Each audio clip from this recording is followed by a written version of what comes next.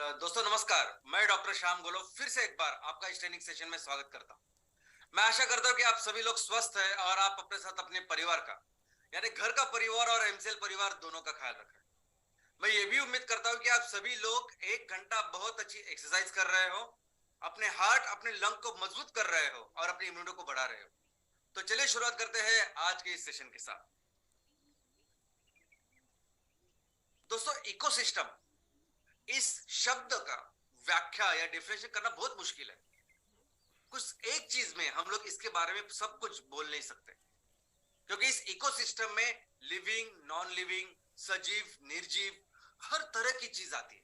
ये अपने पहाड़, पर्वत, ये नदियां, तालाब, हर चीज इस इकोसिस्टम में आती है।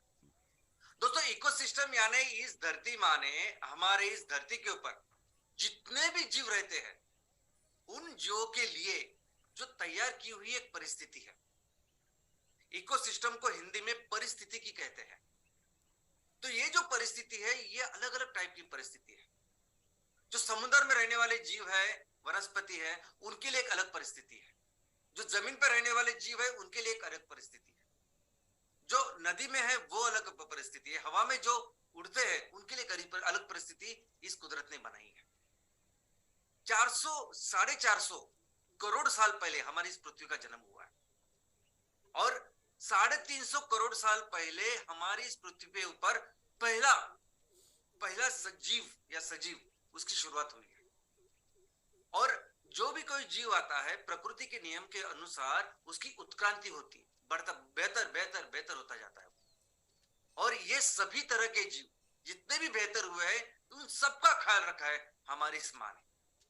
और इस जो ख्याल रखने के लिए जिस वातावरण का निर्माण किया है, जिस परिस्थिति का निर्माण किया है, वो है इकोसिस्टम। दोस्तों, अगर इसका एक नियम है, जो नियम अगर हम लोग समझे कि कैसे करोड़ों सालों से ये परिस्थिति, ये सब जीव घुल मिल के एक दूसरे के साथ रह रहे हैं, तो उस नियम का नाम है शाश्वत। उस नियम का नाम है सस्टेनेबिलिटी। दोस्तों, हमेशा किसी भी जीव को जो भी जरूरत हो, यानी चींटी से लेके हाथी तक, एक पेशीय से लेके सूक्ष्म पेशीय से लेके बहुत ही कॉम्प्लेक्स जटिल ऐसे अलग अलग जो प्राणी है, वनस्पति है, इन सबके लिए जो भी चीजें लगती है ना, वो चीजें ये प्रकृति बार बार लाके रखती है, रिसाइकल वे में, शाश्वत वे में, कभी खत्म ही नहीं होता ऐसी चीजों में। और इसीलिए ये चीज इतने करोड़ों साल से ऐसी ही चलती आ रही। अगर मनुष्य की बात करें तो मनुष्य इस धरती के ऊपर पिछले 2 लाख साल से 2 लाख साल, पृथ्वी है 450 करोड़ साल से और मनुष्य इसके ऊपर है 2 लाख साल से। और 2 लाख साल से हम लोग धीरे धीरे धीरे करके हमारी उत्क्रांति हो रही है। हम बेहतर हो रहे हैं, बेहतर हो रहे हैं, बढ़ रहे हैं। और आज इस परिस्थिति में ऊर्जा का इस्तेमाल करते थे, हर जगह ईंधन के लिए वो बायोमास था, लकड़ी थी, या तेल भी अगर आप देखेंगे तो तेल भी थे, तो लिक्विड भी फ्यूल थे, सॉलिड फ्यूल थे, जो चाहिए वो था। और ऐसा नहीं कि जितनी हमको जरूरत है, जितने अभी तादाद में हम लोग बड़े हैं, या जितनी हमारी जैसे एडवांस टेक्नोलॉजी के साथ जितनी जरूरत होने वाली है, वो पूरी जरूरत पूरा कर सकती है हमारी इस प्रकृति।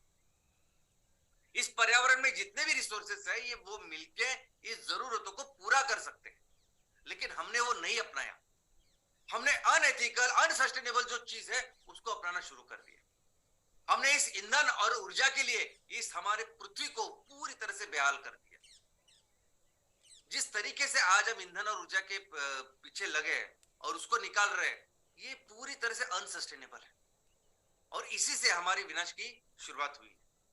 और दोस्तों, आज हम तो ऐसी परिस्थिति में हैं, इस तरह से हमने पिछले 200 सालों में सब काम करके रखा है कि आज ये इस वजह से, ये ईंधन की वजह से जो क्लाइमेट चेंज हुआ है, जो हवामान बदल हुआ है, उसकी वजह से पूरी दुनिया आज खतरे में।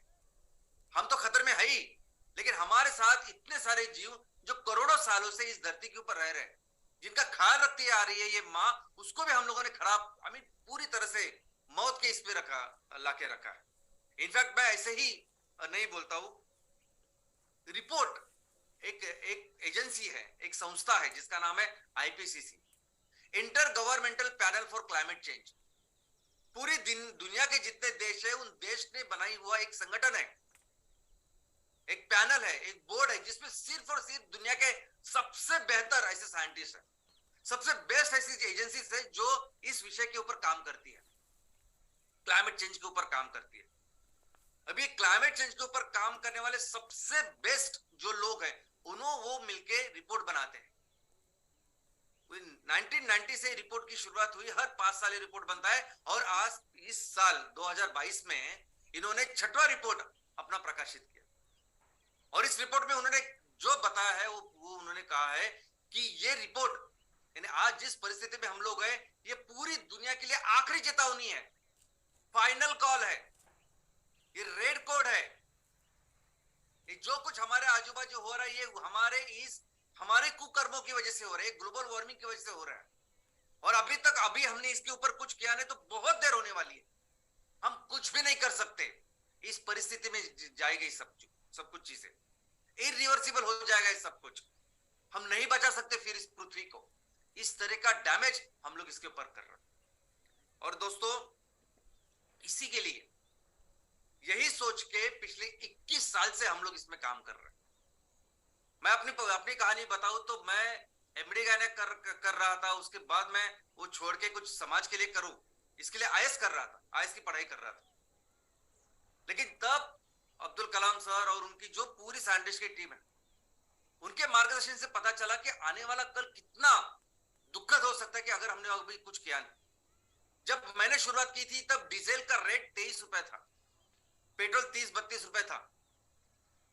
यानी तब ग्लोबल वार्मिंग के बारे में कोई चिंता नहीं कर रहा था, कोई ऐसा चीज नहीं चल रही थी कि ग्लोबल वार्मिंग, ये एनवायरमेंटल डिग्रेडेशन, ऐसा कुछ नहीं था, ईंधन वगैरह कुछ, बाकी कुछ भी नहीं था। उस टाइम से हमने शुरुआत की है और दुनिया को बता रहे हम लोग कि बाबा ये चीज होगी अगर हमने ऐसे ही कंटिन्यू किए। और आज हमारी इस पूरी दुनिया में जितने भी संगठन है, जितने भी एनजीओ जो क्लाइमेट चेंज के ऊपर काम कर रहे हैं, जो ग्लोबल वार्मिंग के लिए काम कर रहे हैं, जो इस पृथ्वी को बचाने के लिए काम कर रहे हैं, जितने भी हजारों संगठन है, जितने भी लाखों लोग इसमें काम करते हैं, वैसे ही काम किया हमने।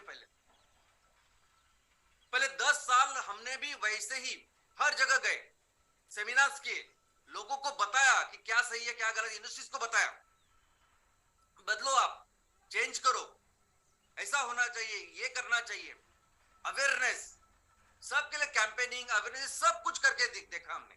और बाद में पता चला कि इसका एक ही तरीका इसको बदलना है, तो और वो है बिजनेस।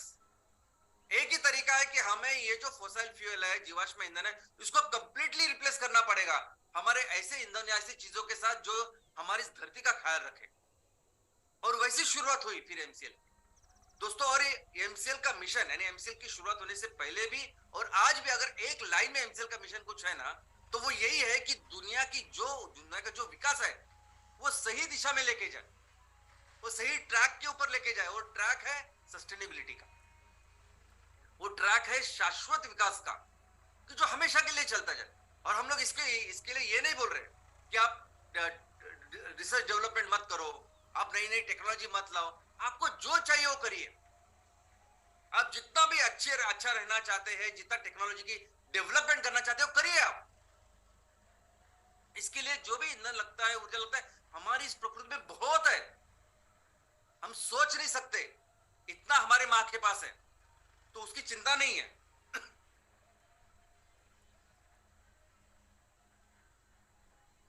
लेकिन ये बात अभी पूरी दुनिया को अभी समझ में अच्छी आ रही है, क्योंकि इतने सारे रिपोर्ट आज हमारे सामने आ रहे हैं। ये बात इतनी सीरियसली आज अभी दुनिया के सामने रखी गई है कि आज पूरी दुनिया चाहती है कि ये हो, ये सस्टेनेबिलिटी, शाश्वत विकास के ऊपर सभी लोग काम करें, ऐसा भी पूरी दुनिया चाहती है। और जब मैं कहता हूं कि पूरी दुनिया, इसका मतलब पूरी दुनिया में जितने भी देश हैं, उन देश के एक संगठन है, जो सभी राष्ट्र प्रमुख है, देश के प्रमुख है, उनका संगठन है, और उस संगठन का नाम है यूनाइटेड नेशंस। और ये यूनाइटेड नेशन अभी चाहता है, पूरी दुनिया चाहती है कि ये जो विकास है, ये जो डेवलपमेंट हो रही पूरी दुनिया की, ये शाश्वत, सस्टेनेबल हो, जिसके ऊपर हम लोग इतने साल से काम कर रहे हैं। और इसीलिए यूनाइटेड नेशन ने इस पूरे दशक को 2021 से लेकर 2030 तक के पूरा जो दशक है, इसको डेडिकेट किया है एक चीज के लिए, एक लक्ष्य के लिए, और उस लक्ष्य का नाम है इकोसिस्टम रिस्टोरेशन। यानी पूरा जो पर्यावरण की जो व्यवस्था है, परिस्थिति की है, उसको फिर से रिस्टोर करना। इसकी डेफिनेशन अगर आप देखोगे, the process of halting and reversing degradation.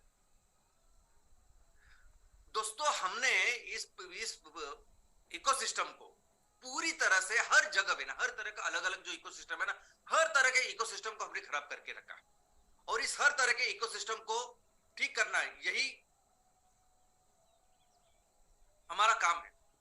Halting यानी ये जिसकी वजह से बर्बादी हो रही है उसको पहले बंद करें और उसको रिवर्स करें, इस इकोसिस्टम को बेहतर करें एंड रिकवर्ड बायोडाइवर्सिटी।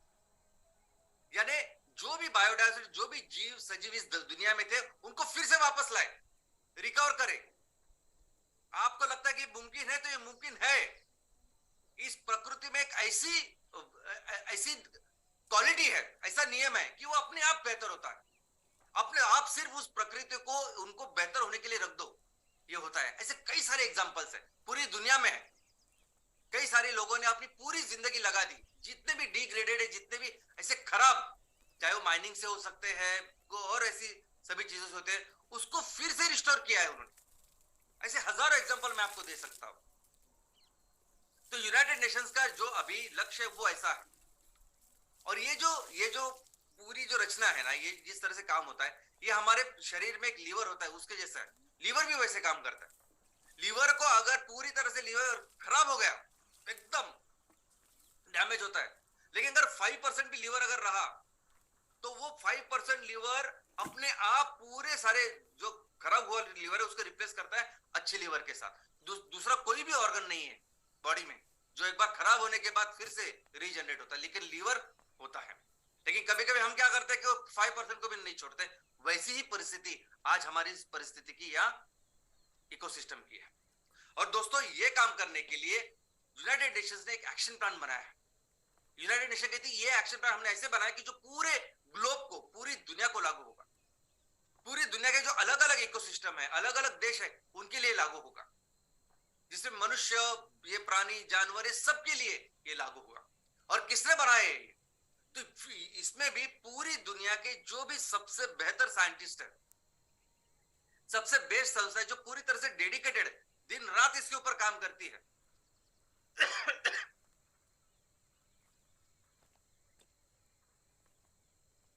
ऐसी संस्था, ऐसे लोग जो अलग अलग एडवाइजरी बोर्ड पे है, टास्क फोर्सेस, कि जिनका फोकस ही है कि ये काम करना, ऐसे सब लोगों ने मिलके ये एक्शन प्लान बनाया है। और एक्शन प्लान क्या है? तो वो एक्शन प्लान यानी 10 चीजें हैं। ये 10 चीजें जो हमें करनी है, जिसकी वजह से ये दुनिया फिर से रिस्टोर हो जाएगी। ये दुनिया का जो पूरा पर्यावरण का संतुलन जो हमने बिगाड़ा है वो ठीक हो सकता है। हम जो आज पूरे कोड रेड में है, जो फाइनल कॉल में है, वो बेहतर हो जाएगा। इसलिए उन्होंने 10 ऐसी चीज रखे हुए। और क्या वो 10 चीजें हैं? तो सबसे पहले यूनाइटेड नेशंस कहती है empower a global movement. United nation कहती है कि अगर ये काम करना है तो लोगों ने ज्यादा से ज्यादा संख्या में लोगों ने एक होने चाहिए और उन्होंने इस काम को कंट्रीब्यूट करना चाहिए। जब ये लोग एक होंगे और इस दिशा के ओर काम करेंगे तभी जाके मुमकिन है, नहीं तो मुमकिन नहीं है। यूनाइटेड नेशंस कहते हैं कि इस सब काम के लिए पैसे चाहिए होंगे। तो जो भी लोग इन्वेस्टर्स है, इन्होंने इस चीज को फाइनेंस करना चाहिए, इस चीज को रिस्टोर करने के लिए, इस इकोसिस्टम को बेहतर करने के लिए। यूनाइटेड नेशंस कहते हैं कि जो भी इसको कंट्रीब्यूट करता है इन चीजों को, अगर कोई पैसे देता है, इन्वेस्ट करता है, अगर कोई पूरी जिंदगी इसके ऊपर काम करता है, तो इनको एक सही उनका आउटपुट, इंसेंटिव मिलना चाहिए। अगर कोई पैसे के लिए काम करे तो उसको अच्छा रिटर्न मिलना चाहिए। कोई रिकॉग्निशन के लिए काम करे तो उनको रिकॉग्निशन मिलना चाहिए। ऐसी सब चीजें का ख्याल हमने हमेशा रखना चाहिए। यूनाइटेड नेशंस कहते हैं कि लीडरशिप, जो भी लोग इस चीज को कर रहे हैं, जो इसका नेतृत्व कर रहे हैं, जो लोगों को साथ में लेके इस दिशा के ओर काम कर रहे हैं, हमने उसका हौसला बढ़ाना चाहिए। हम सभी ने मिलकर उनको सपोर्ट करना चाहिए। जिस तरह से हो सके उनका जो मोरल है वो बढ़ाना चाहिए। ये बहुत जरूरी है ताकि वो और बेहतर इससे काम करें। यूनाइटेड नेशंस कहते हैं कि अगर इस चीज को हमें हासिल करना है तो हमें अपनी आदतें बदलनी होगी। वो आदतें जो हमारी इस पूरे परिस्थिति को, पर्यावरण को खराब कर रही है, पृथ्वी को खराब कर रही है, उसको बदलना होगा। और ऐसी आदतों को स्वीकार करना होगा जो आदतें हमारी इस दुनिया का ख्याल रखें। यूनाइटेड नेशन कहते हैं कि रिसर्च करो, उसमें निवेश करो, सोचो कि ये सब चीज बदलने के लिए क्या कर सकते हैं। अभी अलग अलग तरह के इकोसिस्टम है। एक इकोसिस्टम है जिसे कहते हैं वेटलैंड, पांथर। अब और ये बहुत सेंसिटिव और इकोलॉजिकली इतने इंपॉर्टेंट ऐसी वो इकोसिस्टम है परिस्थिति की। तो किसकी वजह से सब कुछ हो रहा है, तो इसके लिए हमने क्या करना चाहिए, इसके बारे में आप रिसर्च करो। रिसर्च के बारे में जब भी हम सोचते हैं तो रिसर्च का मतलब ये नहीं कि हम लैब में बैठ के कुछ रिसर्च करें। समाज में क्या हो रहा है, बच्चे क्या कर रहे हैं या बूढ़े लोग क्या कर रहे हैं, वो भी एक रिसर्च हो सकता है। तो वैसे ही इस इकोसिस्टम को रिस्टोर करने के लिए अलग अलग चीजें, नदियां क्यों खराब हो रही है कि, और उसको बेहतर करने के लिए क्या कर रहे हैं, कर सकते हैं हम लोग, इसके ऊपर रिसर्च करिए, निवेश कीजिए, कैपेसिटी बिल्डअप करिए। इतना डैमेज होके रखा है, इतनी बड़ी समस्या ये है, इतना बड़ा प्रॉब्लम है, तो सोल्यूशन भी हमें उतना ही बड़ा करना होगा। और इस सोल्यूशन की कैपेसिटी बिल्ड करें। आपने एक जगह पे थोड़ा सा कर लिया तो वो नहीं कैटर करेगा इतने बड़े प्रॉब्लम को। कल्चर डेवलप कीजिए, कल्चर सेलिब्रेट कीजिए। आपको पता है ना कि एक ट्रेंड होता है हमेशा, ट्रेंड यानी बालों का ट्रेंड होता है कि बाल ऐसे होते हैं, सबके बाल फिर वैसे होते हैं, वैसे रखते हैं। कपड़ों का एक ट्रेंड होता है, जूतों का एक ट्रेंड होता है। समाज में हम लोग थोड़ा अलग अलग चीजें करते हैं। कोई ट्रेकिंग का एक ट्रेंड आता है आजकल। सेल्फी, जब पहली बार सेल्फी हुई तो मुझे पता ही नहीं था कि लोग खुद खुद से खुद का फोटो निकालते हैं, उसको सेल्फी कहते हैं, और वो इतना मशहूर, बहुत देर तक मुझे पता नहीं था। लेकिन अब उसका भी ट्रेंड आपको पता है। तो यूनाइटेड नेशंस कहते हैं वैसे आप इकोसिस्टम रिस्टोरेशन का ट्रेंड बनाओ, कि मैंने अपने इस परिस्थिति को बदलने के लिए, अपनी धरती माता के लिए ये सब कुछ किया, और फिर लोगों को बताओ। ऐसा यूनाइटेड नेशंस कहती है। यूनाइटेड नेशंस कहती है कि आने वाले जो हमारे बच्चे हैं, ये नेक्स्ट जनरेशन है, ये युवा है, उनको उनको तैयार करो, उनको प्रिपेयर करो, क्योंकि ये दुनिया भी उनके हाथों में जाने वाली है जल्द। तो उनको तैयार करके, ट्रेनिंग करके उनको बताना होगा इनका इंपॉर्टेंस। तब जाके ये पूरी दुनिया का अच्छी तरह से ख्याल रख सकते हैं, और शाश्वत की ओर हम लोग विकास कर सकते हैं। और समझो, समझो जो भी काम हम लोग कर रहे हैं ना, उसका फीडबैक लो। फीडबैक कौन देगा? फीडबैक सिर्फ लोग ही नहीं देंगे, फीडबैक जो बेजुबान ऐसे जानवर भी देंगे। फीडबैक ये जो जंगल है, ये जो हमारे आजू बाजू की जो परिस्थिति, वो देंगे क्या सही है क्या गलत है। अगर हम जो भी कर रहे हैं उसका फीडबैक सही है तो समझो, नहीं है तो उसको भी समझो, क्या बेहतर कर सकते उसको समझो, और फिर आगे बढ़ो। तो दोस्तों, इस तरह के 10 चीजों के बारे में यूनाइटेड नेशंस कहती है। वो कहती है कि ये पूरे जो 10 साल है, 2021 से लेकर 2030 तक, हम पूरा, हमारा फोकस एक ही है कि इस पर्यावरण को रिस्टोर करना, इस इकोसिस्टम को रिस्टोर करना। लेकिन ये सभी चीज अगर आप देखोगे ना, यूनाइटेड नेशंस, और कौन कहता है ये दुनिया के सबसे जाने माने, यानी प्रमुख, यानी जो सबसे बेहतर, सबसे बेस्ट साइंटिस्ट वो।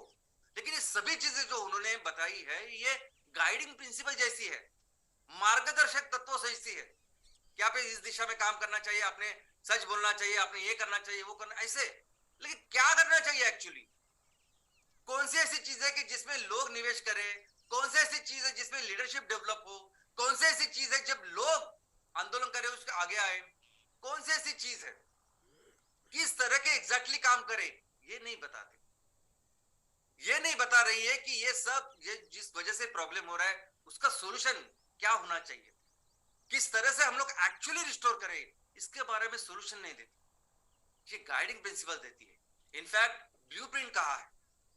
अगर उन्होंने 10 साल ये रखा है, और आईपीसीसी का रिपोर्ट अगर 2022 में आया है कि बस लाल लाल बत्ती उन्होंने दिखाई है, कोड रेड, नहीं, अगर हम लोग आगे नहीं जा सकते अभी इस परिस्थिति में, नहीं तो हम हमेशा के लिए लुप्त हो जाएंगे।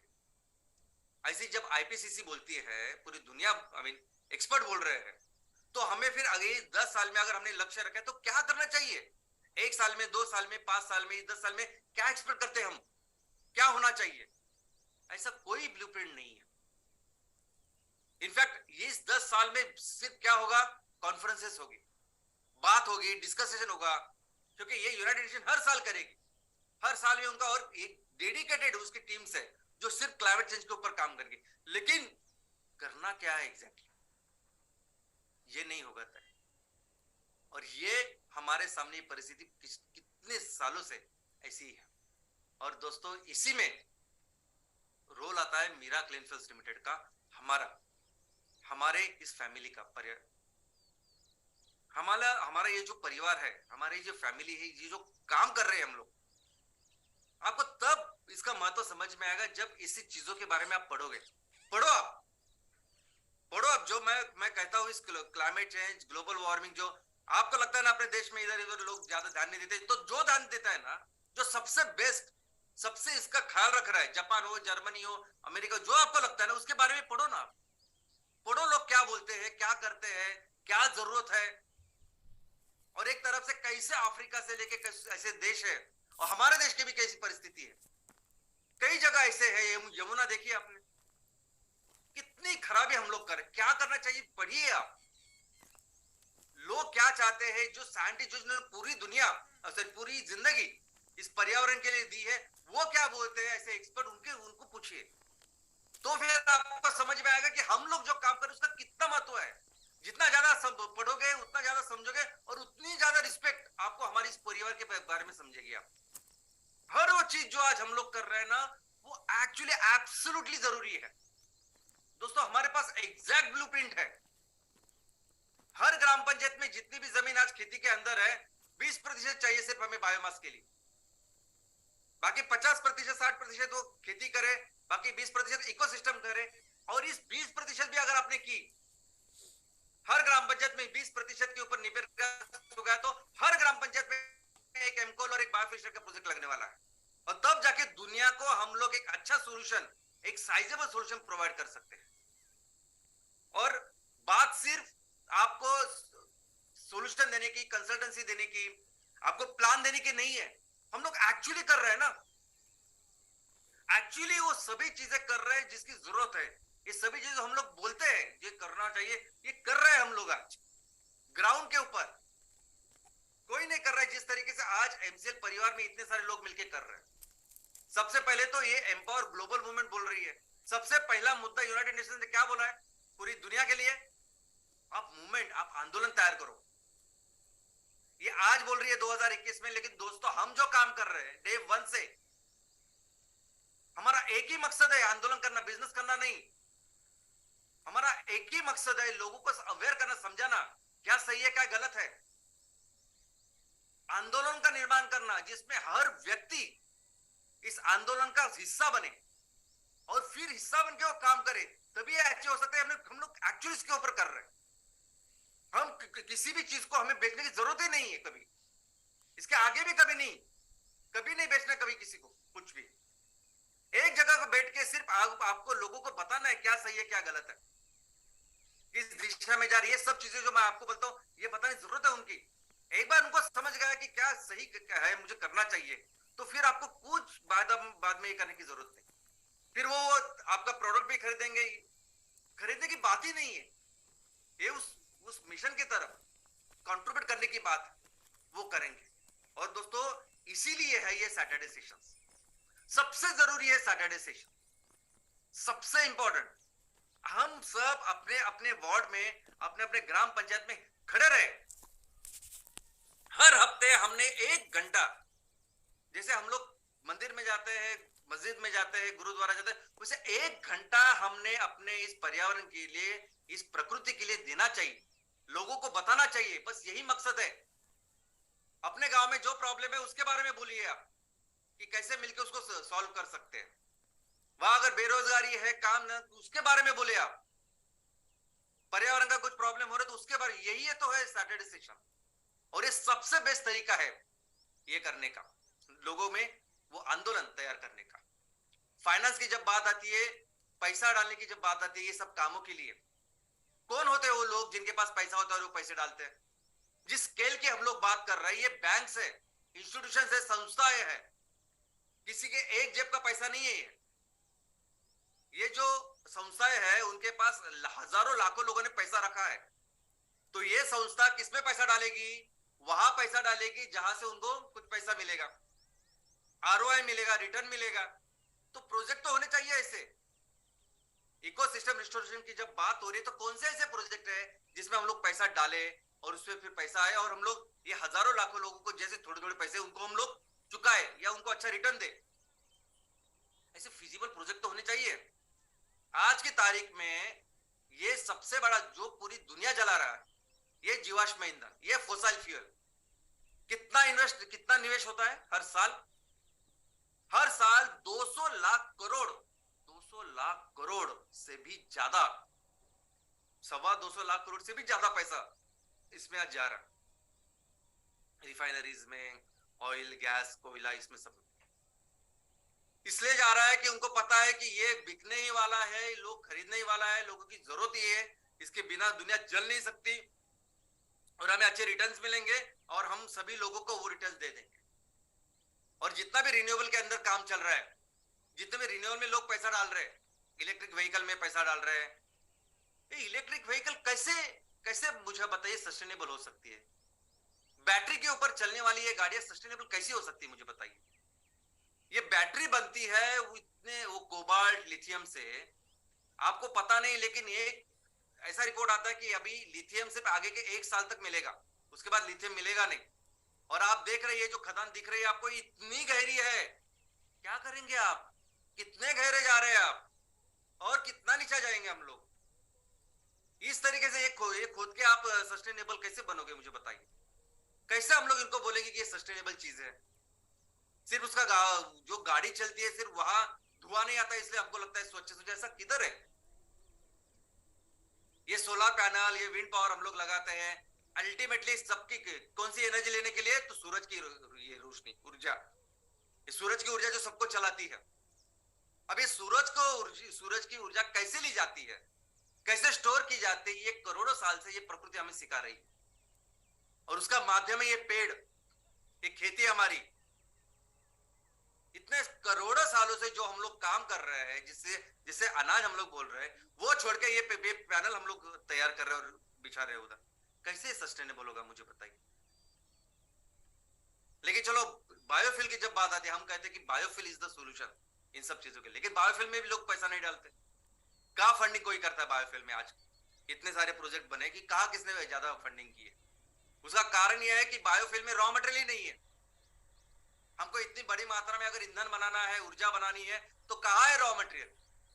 जो भी प्रोजेक्ट आज भारत में है, इतने सारे प्रोजेक्ट्स हैं, हम पहले देश है कि जिन्होंने इसके ऊपर पॉलिसी बनाई थी, लेकिन रॉ मटेरियल किधर है? कचरे के ऊपर सब कर रहा है, सब लोग कचरे के ऊपर काम कर रहे हैं। बायोगैस के सब प्रोजेक्ट कचरे के ऊपर, बायोमास ब्रिकेट के सब कचरे वो एग्रीकल्चर वेस्ट के ऊपर। और अब इस कचरे का आज तक का ये है कि जब कचरा लिया जाता है, वो इतना मिक्स होता है कि उसको सेग्रीगेट करना मुमकिन नहीं है, तो इसलिए रॉ मटेरियल नहीं है। और स्केल, कितने बड़े प्रोजेक्ट करेंगे आप एलपीजी को रिप्लेस कर रहे हैं, कौन से, जो जरूरत है इस दुनिया की या लोगों के आसपास की, उसकी भी तैयारी कर रहे हैं आप? क्या उसको पूरा कर रहे हैं? तो नहीं कर रहे। और इसीलिए महत्व आता है हमारे प्रोजेक्ट का। जिस तरह के प्रोजेक्ट हमने बनाए हैं, ये बायोफ्यूल स्टेट का प्रोजेक्ट, एमकोल का प्रोजेक्ट, दोस्तों ये वो प्रोजेक्ट है जो आगे के हर प्रोजेक्ट 30-30 साल चलेगा और उससे भी आगे फिर इसके वर्जन बनेंगे। इसमें लोग पैसा डालेंगे क्योंकि ये उनको एक अच्छा आउटपुट देगा, ये प्रोजेक्ट फिजिबल रहेंगे। जो स्केल आज हमारे सीएनजी का है, जो स्केल ये कोल का है, ये नहीं है किधर भी, कोई नहीं कर रहा है इस स्केल में जो हम लोग कर रहे हैं। ये जो फिजिबिलिटी आते हैं ना, ये हमारे इस प्रोजेक्ट की वजह से हमने फिजिबल प्रोजेक्ट दुनिया के सामने रखे हैं।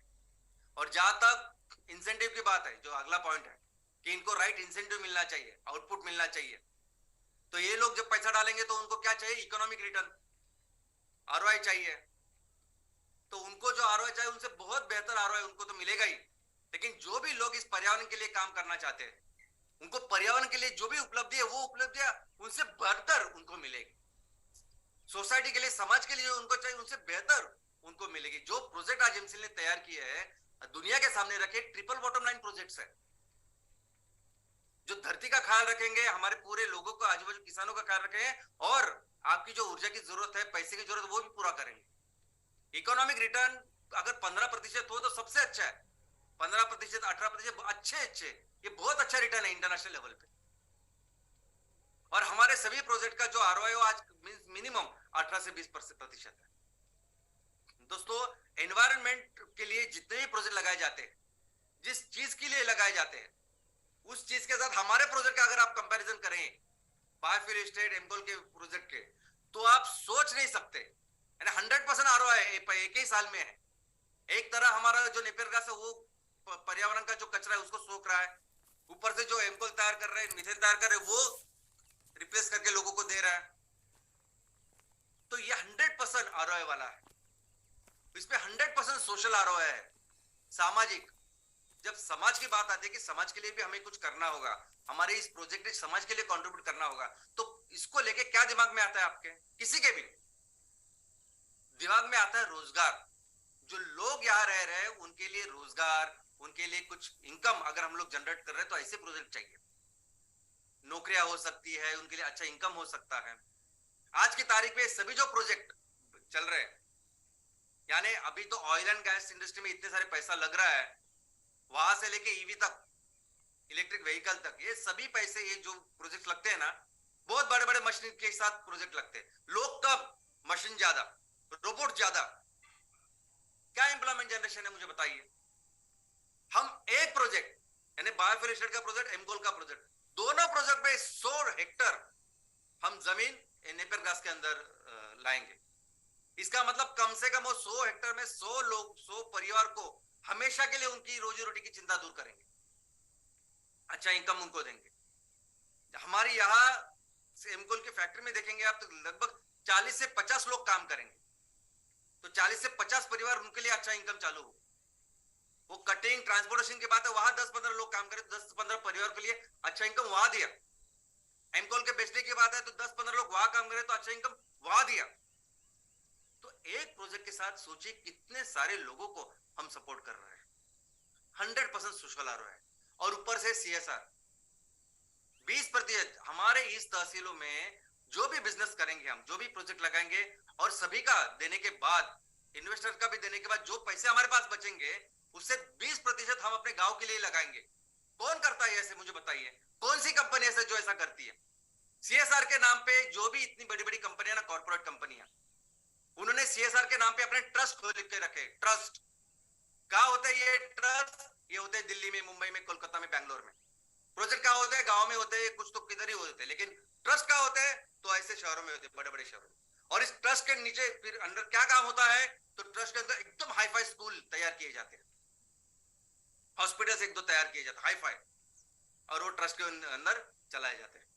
कौन है वो कि जो एक्चुअली गांव में जाके इस सभी पैसे को एक्चुअली सही दिशा में उसको खर्च करता है? कौन सी ऐसी कंपनी कि हम तो जिस तहसील से करेंगे ना उसी तहसील में उसको देंगे? कौन सोचता है? इसके जैसा कंट्रीब्यूशन नहीं प्रोजेक्ट्स का। यूनाइटेड नेशन कहते हैं कि लीडरशिप सेलिब्रेट करो। लीडरशिप तो पहले दिन से हमारा यही काम है कि लीडरशिप डेवलप करना। ये सभी लोग जो आप काम कर रहे हैं, आप लीडर्स हो, हमारा उद्देश्य है लीडर्स को या नेतृत्व उनको डेवलप करें।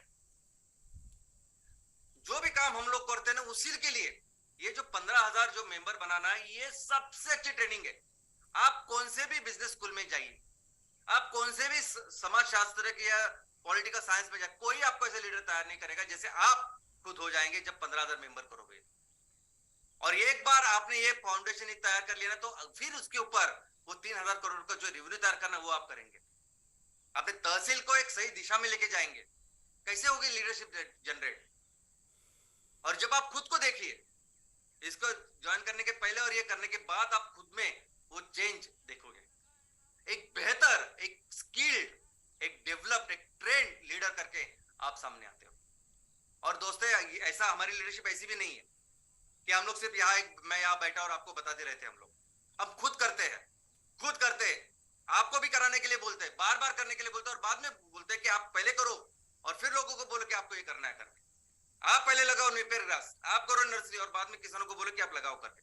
हम लोग पहले आप फैक्ट्री लगाओ और बाद में किसानों को बोलो कि हम लोग करते हैं। और ये सभी लोग जो आज हमारे ग्राम पंचायत लेवल पे हमारे एमवीपी है, वार्ड लेवल पे हमारे अर्बन प्रोजेक्ट एमवीपी है, ये सभी उद्योजक वो एक्चुअली उस वहां के उस जगह के लीडर्स है। वो नेतृत्व है जो अपने ग्राम पंचायत के, अपने वार्ड का ख्याल रखेंगे, उनको सही दिशा में लेके जाएंगे कि किस तरह से मिलके हम इस दुनिया को एक शाश्वत विकास की ओर लेके जाएंगे। हर चीज को बदलेंगे जो जरूरी है। ये सभी कोई बिजनेसमैन वगैरह नहीं है, एंटरप्रेन्योर नहीं है, बाय डिफॉल्ट होने वाला है। ये सभी नेतृत्व है, ये सभी लीडर्स है। और दोस्तों यही यही नहीं तो हमें ये लीडरशिप हमारे आखिरी पर्सन यानी किसानों तक लेके जानी। हर किसान, हर मेंबर जो आज हमारे एमपीओ का मेंबर है, उसको ऐसा समझना चाहिए कि कैसे मैं अपने फैमिली का इनकम बढ़ाऊं, कैसे 10 15 20 हजार करूं, क्या चीज क्या एक्टिविटी मैं कर सकता हूं और कैसे कंट्रीब्यूट कर सकता हूं। इनकम भी कैसे मिलेगा, एक इस धरती के लिए अच्छा कंट्रीब्यूट करेंगे भी और इनकम भी अच्छा मिलेगा। शिफ्ट बिहेवियर की आदतें बदलो ऐसे यूनाइटेड नेशन बोलती है, लेकिन क्या आदतें और कैसे बदले, क्या करें। हम बोलते हैं आदतें बदलो। हम कहते हैं कि आपके यहाँ जो भी फोसिल फ्यूल है, जो भी जीवाश्म ईंधन है, कंपलसरी उसको एलिमिनेट करो, स्विच ओवर करो हमारे क्लीन फ्यूल के ऊपर, बायोफ्यूल्स के ऊपर। अगर आप कुकिंग में काम कर रहे हो, आप इंडस्ट्रीज में हो, आप ट्रांसपोर्टेशन में हो, पावर जनरेशन में हो, कहीं भी हो, हर तरह का ईंधन आप उसमें जाओ। आपको ईंधन हम प्रोवाइड करेंगे। आप जो भी केमिकल फार्मिंग कर रहे, कैंसर की फार्मिंग कर रहे हो, उसको आप ऑर्गेनिक फार्मिंग में लेके जाओ। दोस्तों ये जो मिट्टी है ना, ये मिट्टी बहुत बहुत जरूरी है। आज हमारे देश के एक आदरणीय स्पिरिचुअल लीडर है सदगुरु जी। सदगुरु जी उन्होंने पूरे दुनिया भर में एक आंदोलन की शुरुआत की, सेफ सॉइल। वो कहते हैं कि ये जो मिट्टी है ये हमारी सबकी शुरुआत इससे होती है, मिट्टी की वजह से हम लोग हैं। अगर ये नहीं रहेंगे तो हम लोग भी नहीं रहेंगे, और ये सही बात है। दुनिया में जाके दुनिया को बोल रहे हैं कि उनको सेव करो सेव करो, लेकिन किस तरह से बिगाड़ रहे पहले हम लोग ये समझते हैं। आज ये सभी केमिकल जो हम लोग डाल रहे हैं, ये सभी केमिकल फार्मिंग कर रहे हैं, उसकी वजह से तो मिट्टी खराब कर रहे हैं हम लोग। तो हमें सिर्फ अपने जो ग्राम पंचायत में जिसमें मैं हूं एमवीपी, तो वहां मुझे अपना ख्याल रखना कि मैं 100% इसको ऑर्गेनिक फार्मिंग में लेके जाऊंगा। क्या जरूरत है किसानों को, वो मिलके हम लोग पूरा करेंगे। जो भी चीजें आज पेट्रोकेमिकल में हम लोग इस्तेमाल करें, पूरा दिन हमारा शुरुआत ही होती है पेट्रोकेमिकल से।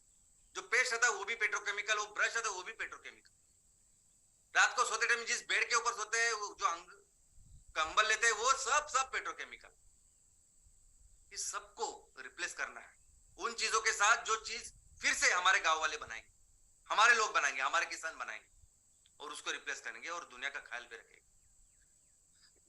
यूनाइटेड नेशन कहती है कि रिसर्च करो, समझो क्या करना चाहिए, समझना चाहिए। दोस्तों हमारा हर प्रोजेक्ट रिसर्च इंस्टीट्यूट है, हर प्रोजेक्ट।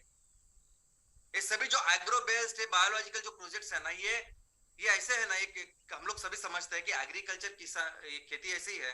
आज इस जगह पे जो खेती हो रही है, मुझे जितना गेहूं मिल रहा है, चावल मिल रहा है, और 10 15 20 किलोमीटर में जवाब हो तो उसका अलग ही होता है। उसकी वैरायटी अलग हो सकती है, परिस्थिति अलग हो सकती है, एग्रो क्लाइमेटिक कंडीशन अलग हो सकती है। वो समझते हम समझते हैं कि हर प्रोजेक्ट जो हमारा है उसमें हर चीज के ऊपर हमें रिसर्च करना है, करते करते, और उसको बेहतर करना है। क्योंकि इस सेक्टर की अगर बात करें तो इस सेक्टर के पायोनियर है हम। किसी के पास ऐसे प्रोजेक्ट रेडी और इस तरह से कर रहे दिखाइए आप, ऐसे स्केल में ऐसे प्रोजेक्ट किसी ने लगाए हुए, आप पूरी दुनिया में रिसर्च कीजिए और बाद में बताइए मुझे। नेपियर ग्रास से सिस्टमैटिकली सीएनजी बनाना सिर्फ थाईलैंड में हो रहा है उस स्केल में, बाकी ऐसे स्केल में कहीं नहीं हो रहा है।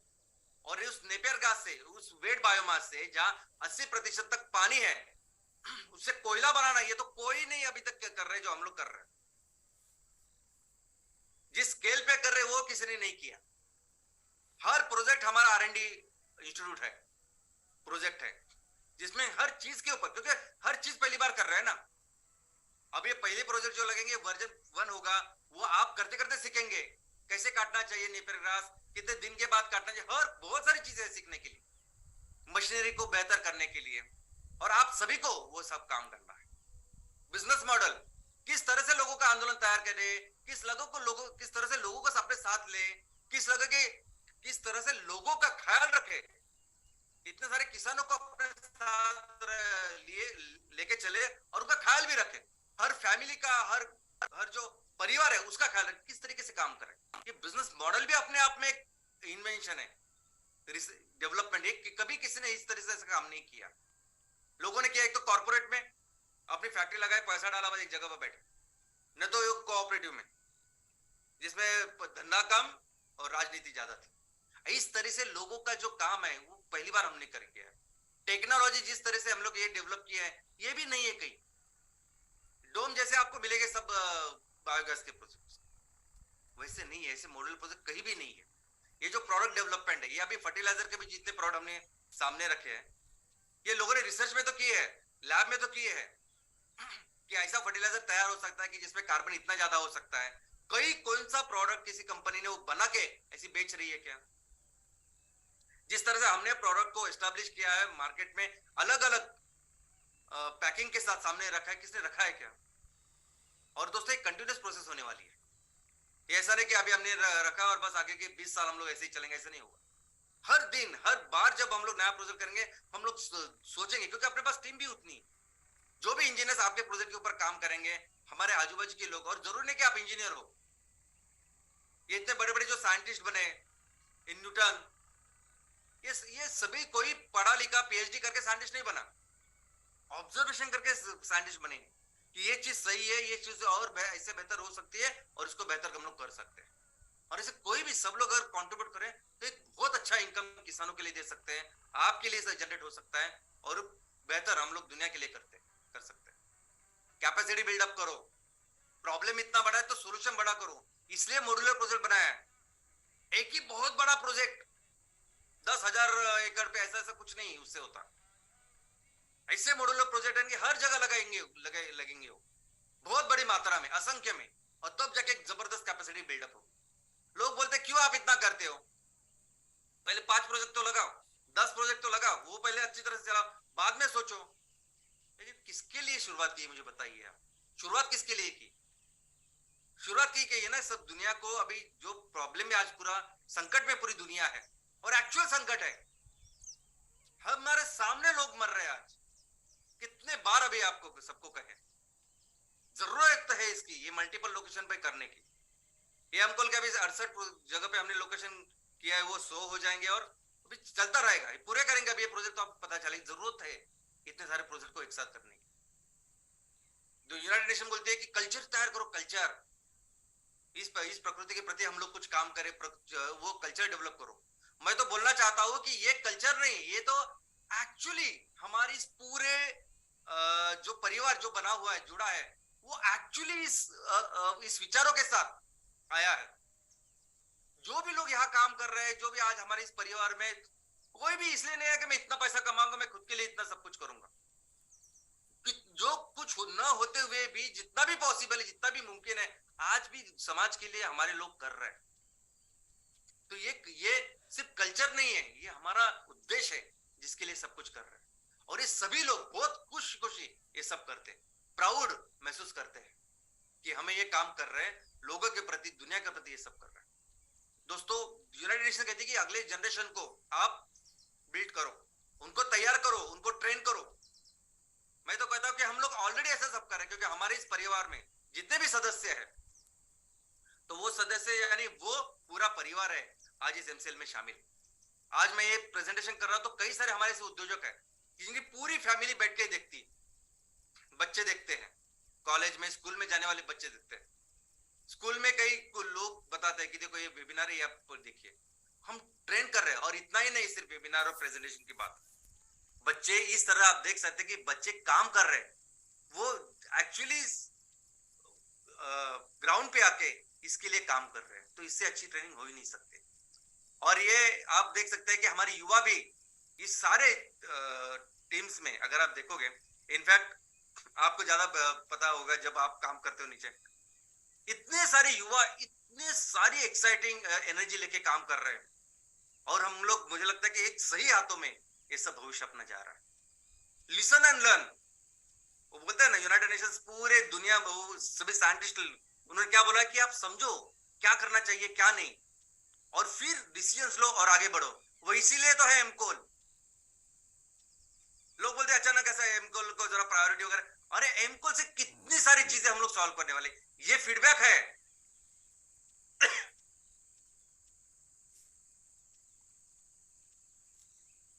एमकोल ऐसी चीज है कि इतने सारे किसानों को अगर हमें ज्यादा से जल्द अगर इनकम देना है, एक प्रोजेक्ट जो बनेगा उसके ऊपर काम करेंगे, बाद में कब कब किसान फिर देखते रहेंगे, हमारे इतने सारे एमवीपी काम कर रहे हैं। एमकोल ऐसी चीज है ना जो फास्ट, अभी भी हमारे पास कितने सारे ऑर्डर्स हैं, जल्दी से जल्दी वो तैयार करके हमारे किसानों को पहले अच्छा इनकम दे सकते हैं ना हम, ये सब करके। एमकोल ऐसा कि जिसमें डिपेंडेंसी नहीं है, यानी मीथेन के कंप्रेशन के लिए कंप्रेसर मंगा तो हो सकता है कि 6 9 12 महीने लगे उस कंप्रेसर को आने के लिए, कैस्केड को बनने के लिए। वो सब कुछ कंपनी है जिनके हाथ में वो सब कुछ है, कैस्केड से लेके सब कुछ। तो हमने कितना भी डिसाइड कर लिया तो हो सकता है इतना टाइम लगे उसको, लेकिन एमकोल ऐसी चीज है कि जिसको हम इमीडिएटली कर सकते हैं। इमीडिएटली किसी के पास डिपेंडेंसी नहीं, जो भी चीज आज एमकोल को तैयार करने के लिए लगती है वो हम खुद बना सकते हैं, भारी मात्रा में बना सकते हैं और शुरुआत कर सकते हैं। और दुनिया के लिए, आज दुनिया की जो जरूरत है इस इकोसिस्टम को, पर्यावरण को बेहतर बनाने की, उसको रिस्टोर करने की, उसका सही पर्पज सॉल्व कोई कर सकता है तो वह है एमकोल। क्योंकि दुनिया बर्बाद करने में नंबर 1 है कोल, उसको रिप्लेस कर सकते हैं हम लोग एमकोल के साथ। और दोस्तों ये जो सोल्यूशन आज जो पूरा परिवार है ना हमारा एमसीएल का, ये दुनिया के लिए सोल्यूशन मैं आपको बोलता हूँ। ये कोई बिजनेस या पैसा कमाने के लिए या हम ऐसी गोद करें, ये बहुत बहुत सेकेंडरी है, ये है ही नहीं सब चीजों में। ये पूरी दुनिया भी देखिए ना, मैंने आपके सामने रखा क्या सोचते हैं दुनिया के बेस्ट ब्रेन, यूनाइटेड नेशन के सबसे बेस्ट उन्होंने क्या रखा है, ऑलरेडी उसके ऊपर काम कर रहे हैं हम लोग कितने दिनों से। और दोस्तों ये जो भी कुछ हम लोग जो बात कर रहे हैं ना, आपको जो भी कुछ आपको बताते हैं, आप ये करिए वो करिए, जाइए कुछ जमीन के लिए परमिशन के लिए, जो भी काम करना चाहते हैं, ये सैकड़ों बार किया है हमने, बहुत बार करके फिर आपको बता रहे करिए करिए, आप जरूरत है इसकी। अभी ये जो पिक्चर आप देख रहे हैं, इस पिक्चर में एक कोने में जो खड़ी हुई लड़की आपको दिख रही है येलो टॉप में, जो भी महिलाओं को बता रही है, प्रेजेंटेशन दे रही है, समझा रही है, तो वो लड़की यानी हमारी एग्जीक्यूटिव डायरेक्टर मैडम है, प्राची मैडम है। उन दिनों ने उन्होंने काम किया जब कोई गाड़ी बेड़ी तो थी नहीं, गांव गांव में जब घूमना पड़ता था तो रिक्शा कोई मिलती नहीं थी, बहुत देर तक कई बार उनको ऐसे ही दिन भर घुमाया मैडम ने, और ऐसा काम किया और हर तरीके का काम किया। ये इस पिक्चर में भी आप जो बैठी हुई लड़की है वो हमारी प्राची मैडम है। हर तरह का काम, जमीन से लेके ये परमिशन से लेके लोगों से बात करो, फ्यूल वालों से सब तरह का काम हम लोगों ने किया और फिर आपको बता रहे करने के लिए। ये यानी ये मेडिकल डिग्री जैसे मैंने डॉक्टरी की है, एमबीबीएस किया, ओके।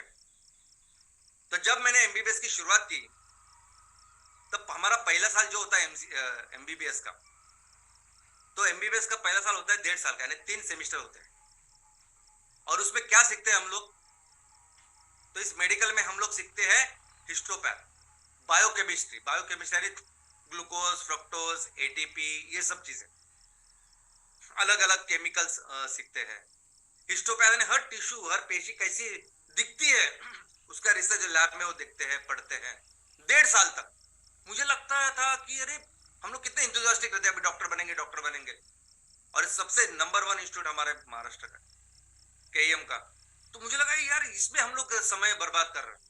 एक्चुअली हमें जाना चाहिए और पेशेंट के सामने रखना चाहिए, पेशेंट को दिखाना चाहिए कैसे पेशेंट को, कैसे अलग अलग बीमारियां होती है, कैसे उनको ट्रीट किया जाता है, वो सबसे जरूरी है। क्या ही है, लेकिन ये करने के बाद पूरा जब कोर्स पूरा किया, एमबीबीएस पूरा किया, लोगों को पेशेंट्स को देखा, बाद में तो सेकंड ईयर थर्ड ईयर में पूरा टाइम हॉस्पिटल में थे हम, उसके बाद में पता चला कि ये जो बेसिक जो हमने किया है वो कितना जरूरी है। ये बेसिक अगर हम लोग अच्छी तरह समझे तो कई सारी चीजों को हल कर सकते हैं, सोल्यूशन लेके आ सकते हैं। वैसे ही जो चीजें हम लोग आपको बोलते हैं ना, इस डिग्री जैसा है, बहुत सारी चीजें आपको लगेगी पहली बार ऐसा क्यों वैसा क्यों, करिए, जितनी अच्छी तरह से करें ना उतने बेहतर उद्योजक करके आप सामने आओगे। और दोस्तों किस संस्था के साथ हम लोग काम कर रहे हैं, उस संस्था का विजन क्या है, ये बहुत जरूरी है, बहुत जरूरी है विजन, किस दिशा में किस ओर के लिए हम लोग काम कर रहे हैं। एक इस विजन का इस सही नमूना या एग्जांपल है छत्रपति शिवाजी महाराज। दोस्तों उन दिनों जब छत्रपति शिवाजी महाराज थे तब एक जगह से यानी एक देश से दूसरे देश के जाने के लिए, व्यापार के लिए एक ही रास्ता था, समुद्र। और हमारे इस देश में, इस महान देश में, भारतवर्ष में कई सारे छोटे छोटे राज्य थे, बहुत सारे, और ये सभी राज्य एक राजा जो थे ना एक दूसरे के साथ लड़ते रहते थे, और मजहब का वगैरह कुछ नहीं था, ऐसे सभी तरह के राजा एक दूसरे के साथ लड़ते थे, उनको कोई बाकी की पड़ी नहीं थी। ये अकेला ऐसा राजा था कि जिसने बोला जो भी शत्रु आएंगे हमारे देश के ऊपर, जो भी बाहर से अगर कोई आता है तो इस पानी से, इस समुद्र से आएगा। तो हमें सेना का, और किसी के मन में भी ऐसा कुछ नहीं था, सेना का निर्माण उसने समुद्र में किया। उसने कई सारे किले बांधे, तब जाके वो पूरा जो 500 किलोमीटर था उसके कोई आने की किसी की हिम्मत नहीं हुई। और छत्रपति शिवाजी महाराज हमारे भारतीय नौसेना के जनक उनको बोलते हैं। उनके नौसेना दिन के ऊपर भी और छत्रपति शिवाजी महाराज की जयंती के ऊपर भी पूरी नौसेना इनको प्रणाम करती है। तो ऐसा विजन होना चाहिए दोस्तों, विजन होना चाहिए, क्योंकि आज जो कुछ नया निकला है, नई कुछ पॉलिसी निकली है, तो उसमें कैसा काम कर सकते हैं, ऐसा काम करने वाली कंपनी नहीं है जो जिस काम के लिए पूरे 10 साल यूनाइटेड नेशंस रख रही है और बोल रहे कि ये करना, ये आगे बहुत सालों से हम लोग कर रहे हैं और एक्चुअली कर रहे हैं, करके दिखा रहे हैं। दोस्तों ये सब चीजें है ना, यानी जो उन लोगों का, ये बड़े लेवल स्केल पे जो लोग रहते हैं, बात करते हैं, सीओपी में बात करते हैं, पेरिस एग्रीमेंट में बात करते हैं, प्लानिंग होती है, एग्रीमेंट साइन करते हैं, हमेशा जब मिलते हैं तब वो मंच, बड़े बड़े मंच पर बात करते हैं एक दूसरे के साथ एग्जीक्यूशन की। कौन करता है नीचे एग्जीक्यूशन? क्या होता है उसका, क्या परिणाम होता है? हमारी तो ऐसी कंपनी की जो पहले करती है, बाद में सीखती है, बाद में समझती है उसको। लर्निंग बाय डूइंग, ये हमारा प्रिंसिपल है, ये हमारा नियम है जिसके हम लोग काम कर रहे हैं। ये आने वाले दिनों में हम दुनिया को गाइड करेंगे, हम दुनिया का नेतृत्व करेंगे, उनको बताएंगे कि रिस्टोर करना है तो इस तरीके से काम करना है, इस तरीके का ही काम करना है, और पूरी दुनिया को जरूरी है ऐसे एक नेतृत्व की जो एमसीएल करेगा। दोस्तों आज हमारी ऐसी परिस्थिति है कि हम कुछ नहीं, हमने कुछ मार्केटिंग, ब्रांडिंग, प्रमोशन अभी हमने की नहीं कर रहे। लेकिन आज भी अगर आप देखोगे कि 900 से ज्यादा स्टार्टअप्स, 35 लाख किसानों से भी ज्यादा किसान जिसके सदस्य हो, इतने सारे प्रोजेक्ट जिनके चल रहे हैं, जो कर रहे हैं। अभी तो हमारा एक ही है कि इस प्रोजेक्ट को कंप्लीट करें, सभी एमकोल के प्रोजेक्ट, हमारे बायोफ्यूल स्टेट के प्रोजेक्ट को कंप्लीट करें और बाद में दुनिया को बता दें कि देखो ये सोल्यूशन है। एक बार ये प्रोजेक्ट होने के बाद ऐसे हम लोग दुनिया को बोल देना कि ये सोल्यूशन है करके, अपने आप हम दुनिया के नंबर 1 ग्लोबल लीडर बनेंगे। कोई एक संस्था ही नहीं है, कोई कंपनी नहीं जो आसपास भी, कि जिनके कंपैरिजन में कोई देखेंगे कि कौन बेहतर कर रहा है, ऐसा है ही नहीं। कोई भी ऐसी संस्था नहीं है, ऑर्गेनाइजेशन नहीं है जो इस स्केल में ऐसे लेवल पे सब काम कर रही है। एमसीएल एक्चुअली आज भी अगर हमने दुनिया के सामने रखा तो आज भी हम लोग ग्लोबल लीडर है। लेकिन हमें ये प्रोजेक्ट्स करने हैं, हमें माल तैयार करना है, बेचना है, किसानों को अच्छा इनकम देना, वो सबसे इंपॉर्टेंट प्रायोरिटी। जो भी इवेंट करते हैं हम लोग, जो भी कुछ काम करते हैं, हमारे किसानों के लिए, हमारे तहसील के लोगों को लिए करते हैं। और ये जो है कि हमें अपनी अर्थव्यवस्था पहले मजबूत बनानी है, या काम करना है, ये कंपलसरी है। 3000 करोड़ का रिव्यू जो तैयार करना है, ये एक्चुअली प्रोसेस का एक भाग है। ये हमारा उद्देश्य भले ही ना हो, लेकिन एक्चुअल वो होने वाला है।